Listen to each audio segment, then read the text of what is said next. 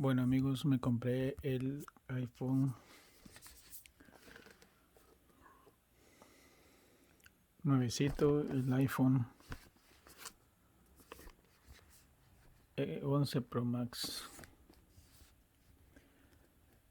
Vamos a ver qué trae esta cajita. Y aquí está.